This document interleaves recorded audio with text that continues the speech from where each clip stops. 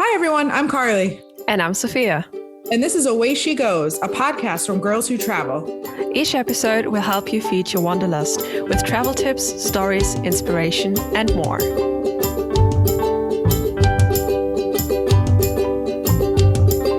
Away she goes.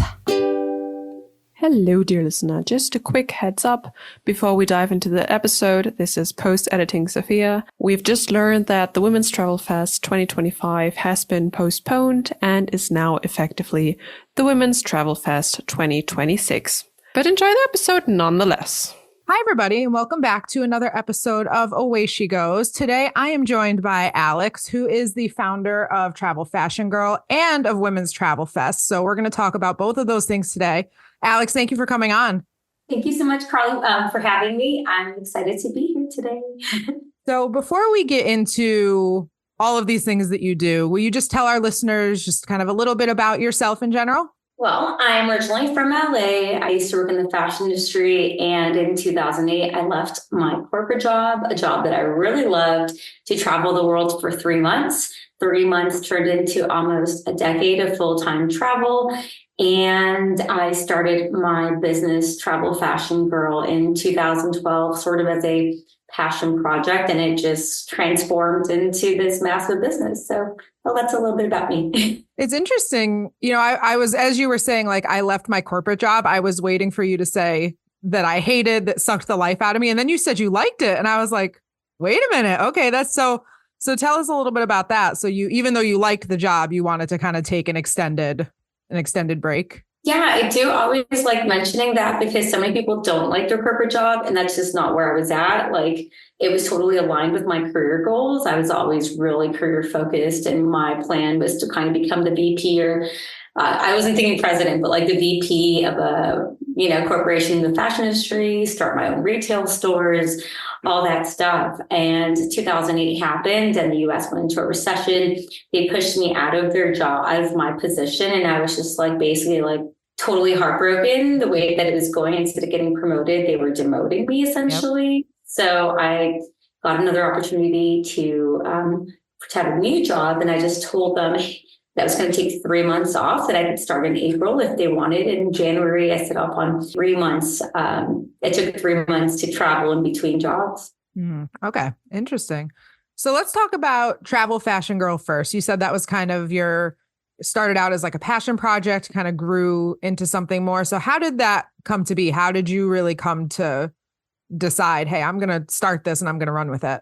Well, at that point in 2000, when I started thinking about this, it was 2011, and I pretty much figured out that I was a perpetual traveler. I wasn't going home. I was basically living out of a suitcase, and I was moving around really quickly. And I was so tired of, just dragging around a job. Like, it felt like a huge backpack to me, which was like 55-liter Osprey. I mean, it wasn't that big, it was like a 90-liter or anything, but I was just tired of carrying around all these things. And more than anything, I was tired of always being sort of unprepared for my destination. And I used to work in the fashion industry, so I got tired of looking what I felt like my best.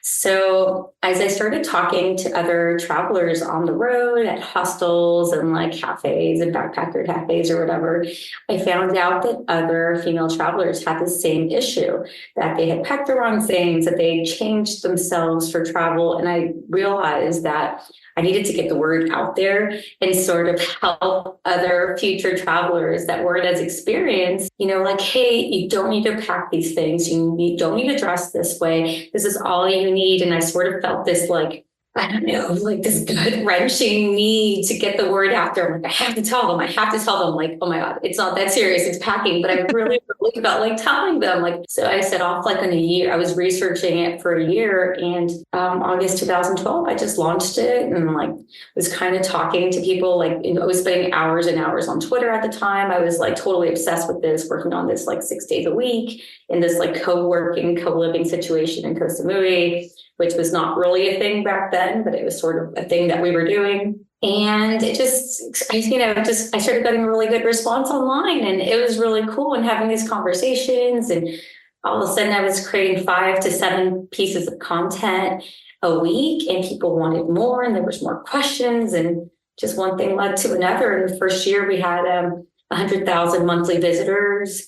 And, the next thing you know, a year later, is making a little money, and I decided to give it a shot, and it kind of worked out. Wow. That's amazing. And it really is, though. It's such a valuable resource because anywhere you look on the internet in real life, I see memes, I see reels about overpacking. I go either way. I am capable of not overpacking. Like I was in Vietnam last February and my airline had really, really, really strict carry-on. Usually I can get by with like a full-size roller bag and like a backpack. Usually I'm good. That's enough. My airline had a very, very strict carry-on weight policy that I in no way, like my bag alone weighs 7 pounds. There's no way the limit was 15. I'm like, okay, well, this isn't happening. So I had to do everything in 2 backpacks or a backpack in a big like purse kind of a thing. So I definitely am an overpacker. My best friend will tell you we drove to Maine. We live in upstate New York. We drove to Maine last summer and I packed a full size bag just because I could. I was like, oh, well. So it really is a thing, though. People struggle with this anxiety of, am I going to have what I need? Am I not going to have enough? Am I going to bring too much? Am I going to need something and not have it and not be able to get it? So I think this really is a really valuable resource to show people like, hey, you can do this without, having huge pieces of luggage. You can do this in a really efficient way as long as you understand how. So I think it's a really great resource. What would you say your favorite part is about running that business? I think it kind of roots back to the original purpose of it. Like, I just wanted to help people avoid my mistakes because I know that, like, it definitely didn't ruin my travels. Obviously, it's just kind of country hopping, but it is something that's avoidable. So, like within the year, I think we just started getting a community and people had more questions and I don't know. It didn't feel like a community at the time. I didn't realize it. And then Facebook launched their groups. Mm-hmm. I started like December 2013, and now it's been over a decade. And, just last year we had 100,000 members, but it sort of grew something that was, what seems a bit trivial, like it's like packing a suitcase, but it really became, women empowering other women. And what I initially started it because it was a lot of pressure to answer these questions and represent everybody's needs. I can't represent, people were asking me things that I wasn't qualified to answer or for destinations that I hadn't been to. I've been to 55 countries, but I haven't been to all of them. So I just kind of I asked people to post, or I started posting people's questions that they've emailed me or they were asking me online. And I'm like, okay, travel fashion help, the reader asks. And I post somebody's question and people started jumping in on the page. And then when the group started, it was awesome because they all were able to help each other. And so it became this really cool community of people helping each other. People still say, it's one of the nicest places online. It's the best group. I'm super militant about monitoring it. Like I ban people in 2 seconds if they even think about saying something snide to someone. You have to.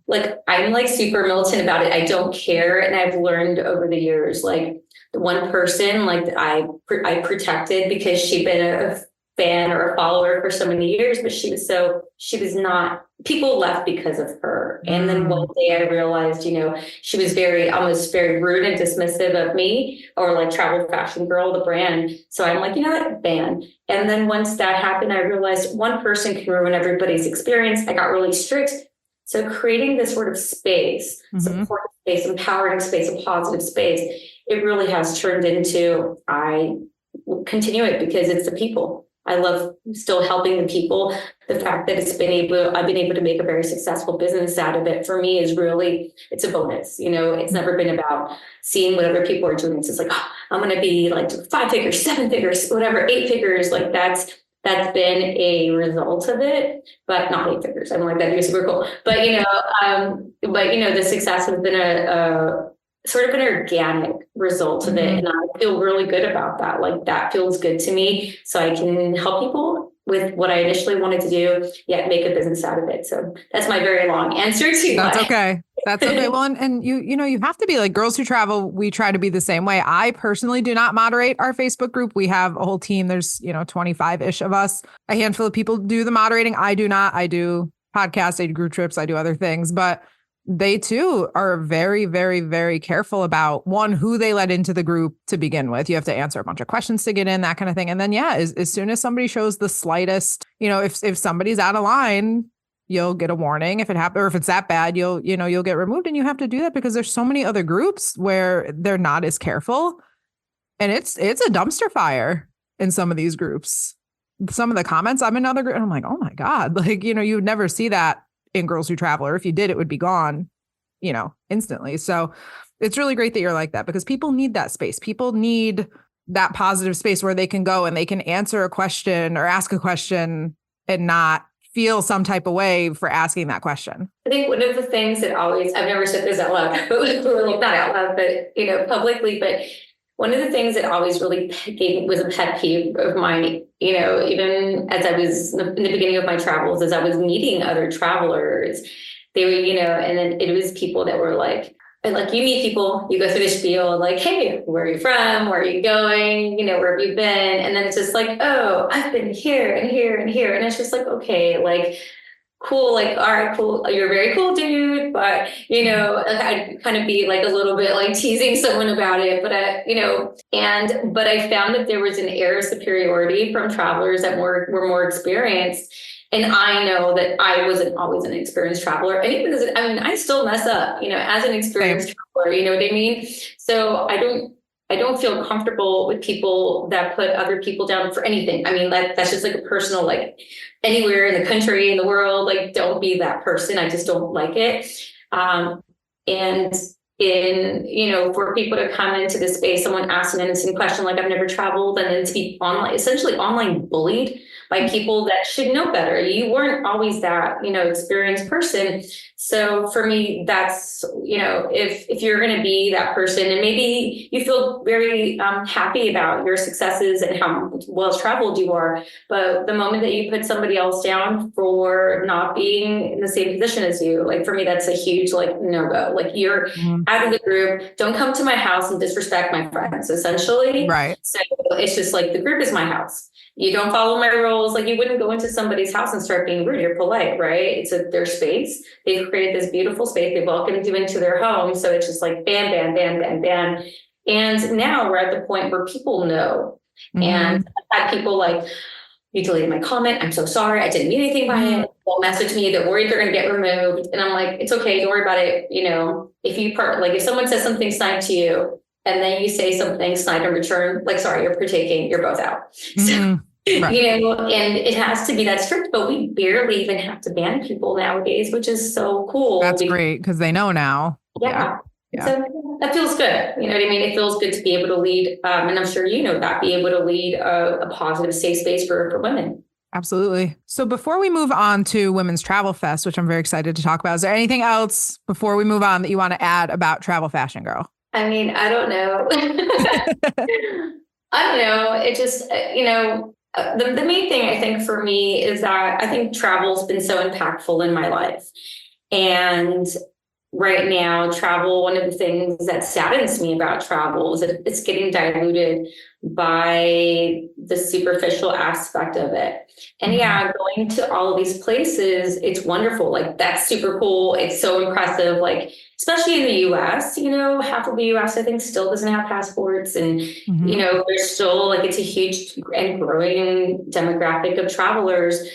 But, now it's shifted versus before it was like discovering the world. Now it's just showing that you've been somewhere.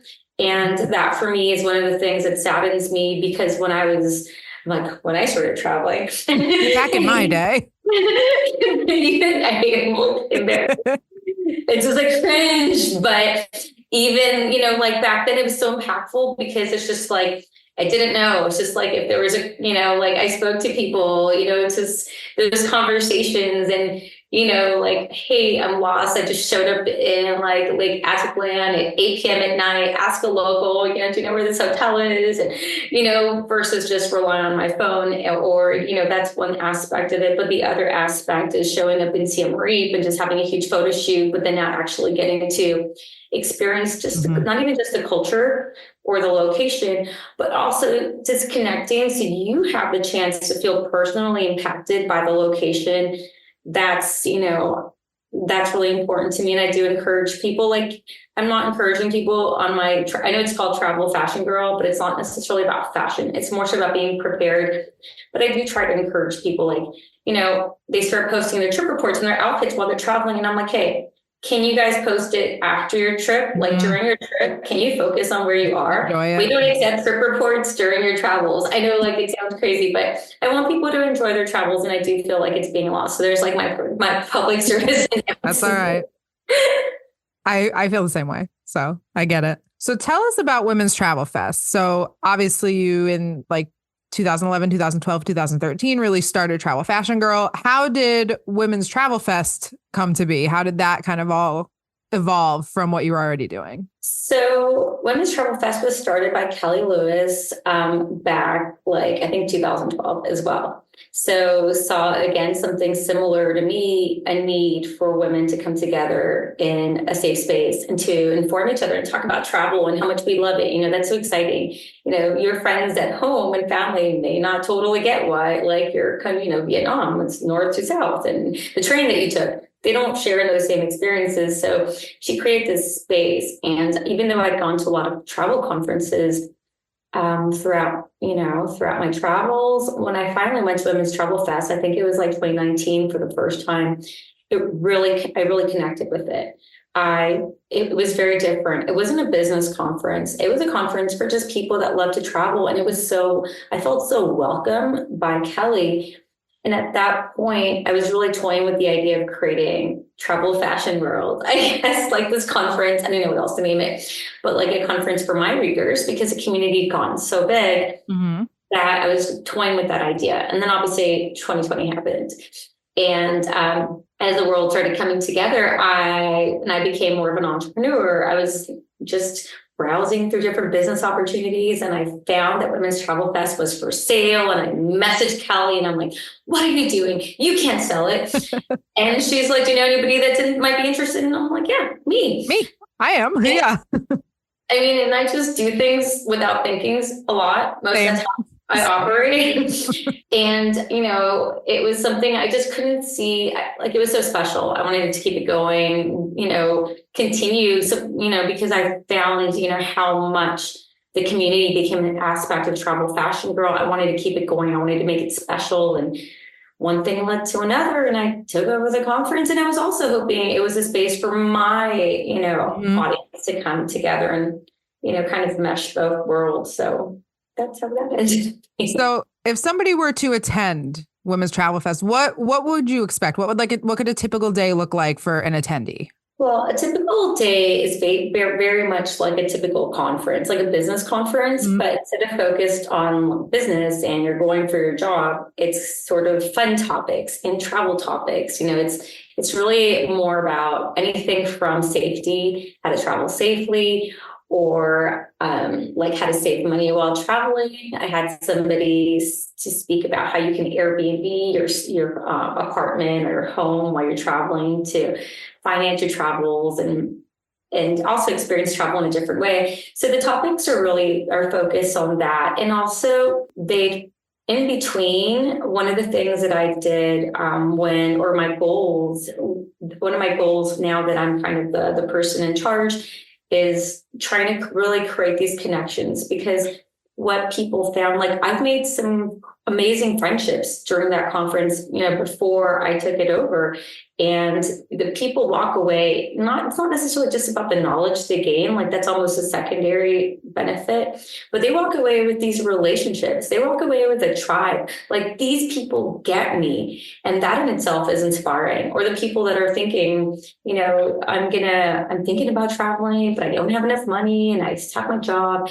They meet all these people that have done it and they know it's possible. Mm-hmm. So having that possibility awakened within you, the connection. So in between these sessions, we always also encourage like icebreakers, or the theme for Playa del Carmen earlier this year was connection within yourself. So we were doing like yoga and some meditation and journaling. And that theme will change for the 2025 conference. It's really going to be about unity and community, and even more really a stronger emphasis on connecting with people and meeting people. So it would be learning a lot of learning, a lot of inspiration, and a lot of connection. All right. So you mentioned 2025. This episode is going to air in January of 25, so a couple months before. So you have an event coming up in March of 2025 in Los Angeles, correct? Yes, March 7th through 9th, and it's going to be in Long Beach. I'm from Los Angeles, obviously, and I was trying to find a place that sort of would allow people from different parts of LA to come together. And if they wanted, or from Southern California, we're like, it's like an hour each way drive. Like that's totally normal. So, I figured it would be kind of like a central-ish location and still by the water because I love the ocean. Beautiful. Yeah. I found this beautiful venue. The venue is a really big part of the conference. It's it's like an extension of who we are. So one of the things that Kelly was always really, that was part of one of her mission. It was like her mission was to hold the conference in a beautiful space or in an inspirational space, not in a traditional hotel conference room. So I love that idea and I really wanted to carry it forward. So I found the Ovation Square is a gorgeous venue, which is absolutely beautiful. And so, got to make it. I also like things to be pretty and still aesthetically pleasing. So I think it really enhances the environment. So it's going to be in LA or like Long Beach, March 7th through the 9th. So hopefully we'll see you there. Hopefully we'll see a lot of your listeners there as well. Well, and somebody very special that we will see there is a very familiar face to my Girls Who Travel friends. It is Arden, our founder, and a good friend of mine as well. We actually just met. We did a retreat in Chicago this past summer. And I actually just met Arden for the first time in person. But she will be there. She told us all about it. She's very, very excited. So any Girls Who Travel people, go see Arden because she'll be there. And she's not just going to be there. She's one of our speakers. She is one of your speakers. It's going to be extra special. And I've never met her in person. And she's actually been super supportive. Travel Fashion Girl has been dealing with all these crazy Facebook issues. Oh, we've been through them too. Over the past year, like insane, just having the group shut down. And it was really cool. I mean, obviously that part was not cool, but what was really cool is seeing all of like my peers and people I'd never, not necessarily like Arden, I hadn't necessarily met her in person, but these like so many people, including Arden, came through to help and to like, how can I help support you? Who can we contact? And it was so humbling. And I was just touched by all of that. And Arden was one of the main people that I feel really helped us get our group back. So I'm in debt to her. So I can't wait to see her in person as well. Arden, I'm sure you're listening. Arden, love you. She's awesome. Yes. Thank you so much. I love you. Appreciate you so much. All right. So just on a personal note, you said you've been to 55 countries. What do you have a favorite? I know it's a tough question, but people either immediately give me an answer or they're like, oh no, do you have a favorite? I do have an answer, okay. Like all of my answers. It's not that straightforward. Because different countries impact you for different ways. Bonaire is my favorite place to scuba dive. I'm a big scuba diver. Okay. I used to be a big scuba diver when I traveled full time, but I love scuba diving. Egypt was incredible for the history. I mean, like, wow, so much greater than just greater than who you are. To think about these civilizations, it was just so impressive. India changed my life. So I love India for that reason. And Thailand is my ultimate favorite. Ultimate favorite, because I lived there on and off for 5 years. I just totally felt at home there. And I don't know, I think it's a lot of people's happy place. But I will say Playa del Carmen beats Thailand. It's not a country, it's a location. That's sort of where my heart is. And that's sort of where I call second home now. So that's a good list. A lot of those are, I have not been to Thailand. Oh, wait, there's more. No. One more. Let's hear it. One of my favorite. Okay, I love to. Okay, but like I love Peru. Peru is also very inspirational. I got a tattoo right here is for Peru. But Guatemala is, I feel like one of the biggest one of the best kept secrets, and people don't go there. And it's like right here, like south of the US. It's not very far. It's got so much natural beauty, and I don't know how more people don't go there. It is phenomenal. So Guatemala. Plug for Guatemala. Everybody go to Guatemala. I like going to kind of off the beaten path. I like going everywhere, but I like going like off the beaten path. So Guatemala is definitely like, ooh, you know. Have you been to El Salvador? That's very I off have the not yet. No, I have not done like Central or South America at all yet. Yeah, so in El Salvador, that's where my mom's side of the family's from. So I've had a chance to kind of see it. And it's been really cool because more travelers are getting to know it now. I think that was one of the benefits of social media, is that people are discovering other destinations. So it's really growing. It's become a very safe country. But even like over a decade ago, when I'd meet backpackers, they'd constantly say it was one of their favorite places, and it was totally off the beaten path. It's still, relatively new to tourism. And if you go, I do have a property there that I rent out on Airbnb because I'm also a real estate investor and I own Airbnb. So please let me know, and I'd love to host you. Amazing. All right. So my last question, what is top of your bucket list that you haven't visited yet? That's a really hard question. I don't know. I was thinking about that before. That's so hard. Oh, I know, but I can answer because I wanted to go to Tokyo and I went there earlier this year. I've always wanted to go to Korea. I grew up in Koreatown in LA, and it's always like fascinated me. Like I wanted to learn how to speak Korean. I wanted to go, and considering it's been so like kind of a personally important place, I have not gone. So I do hope to go there soon. Gotcha. Yeah, I just did when I did Vietnam this past February. That was my first time to Asia, so it was. But I love, like, my best friend loves Asia. I really want to see Korea. I want to see Japan. All these places. Yeah, all right. Anything before we conclude? I'll give you a chance to let everybody know where we can find you online, where we can find all of these lovely websites and resources and everything, every online space. But before we do that, anything else you wanted to add? Well, I do also have my travel accessories brand, which is called Compass Rose Travel Accessories. Amazing. I do a horrible job of promoting it, a really horrible job when it comes to my products. Ooh. I'll just show you, it's actually a real product, and it's a small line. It's got one of the main things are the packing cubes, because packing cubes are what helped me start traveling carry-on only. So I've got these amazing packing cubes. They're really hardcore. You can get some on Amazon, there's packing cubes and there's my packing cubes. I made sure that if I was going to put my name behind something, it's got YKK zippers, ripstop fabric, hardcore mesh. Yes. It's pretty hardcore for packing cubes, I've been told, but that's our main thing. So definitely check out that part. The other thing is that I have, so Compass Rose Travel Accessories, you can find that on Amazon. Obviously Travel Fashion Girl, if you want, we have over 2,000 articles, and everybody jokes that if you wanted to know what you should wear while, riding a camel, that you'd find it on there, because there's so it's good information. Yeah, about any topic. And Women's Travel Fast, obviously, if you're looking to connect with other travelers, and you don't have to necessarily be a content creator, influencer. You don't necessarily have to work in the industry. If you just want to connect with other people that are as passionate about travel as you, definitely check out Women's Travel Fest. It's happening in Long Beach, March 7th through the 9th, 2025. And sign up for our community and stay in touch. And to all of our listeners, we will put all of the websites that Alex mentioned. We'll put links to the Facebook group, websites, all of that in the episode description. So if you want to go and check everything out, you can.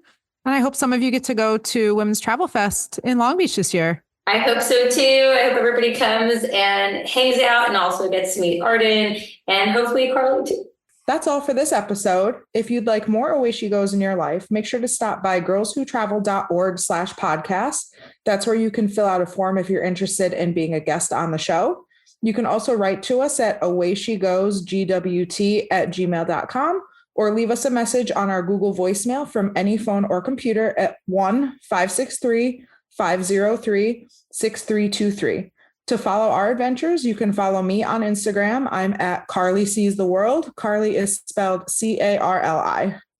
You can also follow me at Sophia AEZ, Sophia with a PH. Away She Goes is part of Girls Who Travel, a community dedicated to radically redefining travel to be inclusive, sustainable, and empowering.